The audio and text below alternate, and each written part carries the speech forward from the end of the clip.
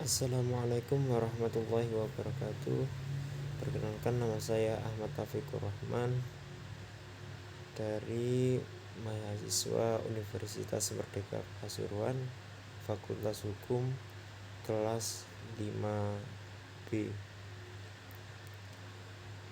Kali ini saya akan menjelaskan apa yang telah diperintahkan oleh Bapak Ahmad Sukron SHMH selaku dosen saya, yaitu untuk membuat tugas akhir sebagai berikut.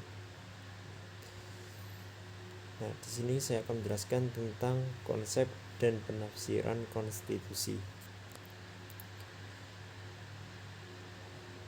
Pokok-pokok pembahasan yang akan saya jelaskan yaitu yang pertama penafsiran hukum, yang kedua metode penafsiran hukum, yang ketiga penafsiran konstitusi, yang keempat metode penafsiran konstitusi, yang kelima penafsiran konstitusi dalam putusan MK.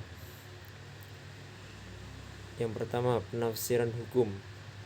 Penafsiran hukum adalah suatu upaya yang pada dasarnya menerangkan, menjelaskan, menegaskan, baik dalam arti memperluas maupun membatasi atau mempersempit pengertian hukum yang ada dalam rangka penggunaannya untuk memecahkan masalah atau persoalan yang sedang dihadapi.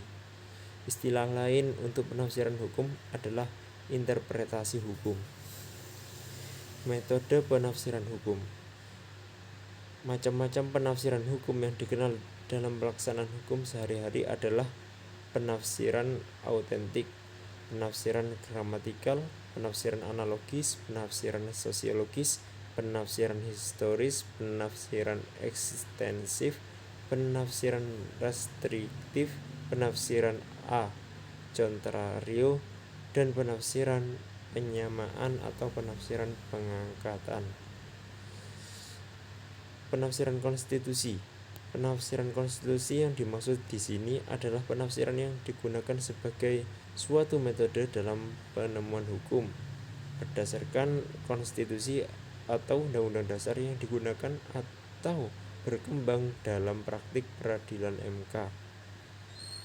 Hakikat penafsiran konstitusi. Kewenangan penafsiran konstitusi sesungguhnya timbul dari sebuah tafsir pula. Misalnya, pasal 24C Undang-Undang Dasar 1945 bahwa MK menguji undang-undang terhadap Undang-Undang Dasar sebagai ketentuan pemberian kewenangan konstitusional review kepada MK. Ketentuan tersebut tidak mengandung kewenangan MK untuk melakukan penafsiran terhadap konstitusi. Penafsiran harfiah. Penafsiran konstitusi sebatas menggunakan kalimat dari peraturan sebagai pegangannya dan tidak keluar dari litera legis.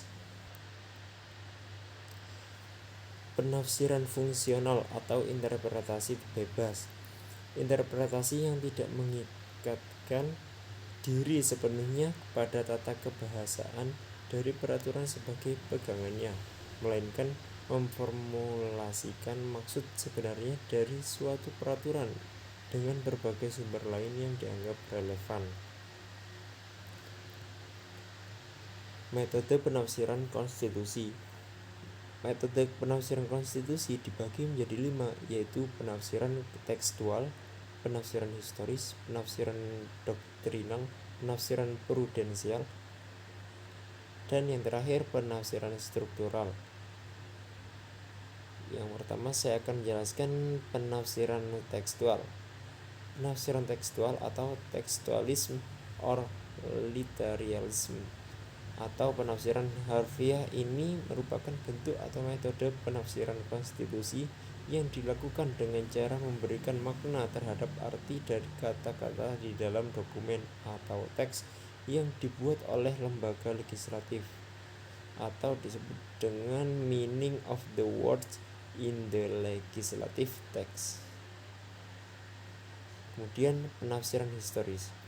Penafsiran historis ini disebut juga dengan penafsiran orisinal, yaitu bentuk atau metode penafsiran konstitusi yang didasarkan pada sejarah konstitusi atau undang-undang itu dibahas, dibentuk, diadopsi, atau diratifikasi oleh pembentuknya atau ditandatangani institusi yang berwenang.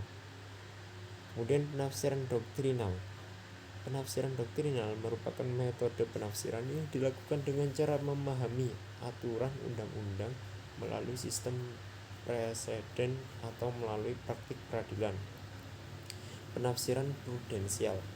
Penafsiran prudensial merupakan metode penafsiran yang dilakukan dengan cara mencari keseimbangan antara biaya-biaya yang harus dikeluarkan dengan keuntungan yang diperoleh dari penerapan suatu aturan atau undang-undang tertentu. Penafsiran struktural. Penafsiran struktural merupakan metode penafsiran yang didasarkan pada analisis terhadap struktur konstitusi dan bagaimana ia diarahkan dengan berfungsi sebagai suatu sistem yang koheren dan harmonis. Penafsiran konstitusi dalam putusan MK.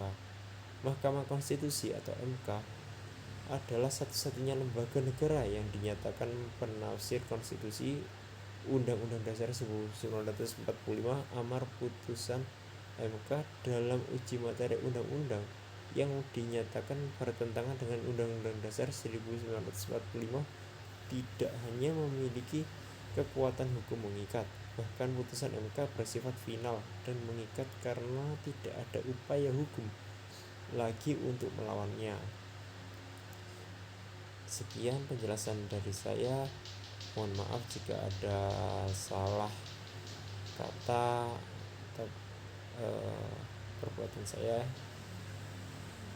karena pada hakikatnya manusia adalah tempatnya salah dan dosa. Wassalamualaikum warahmatullahi wabarakatuh.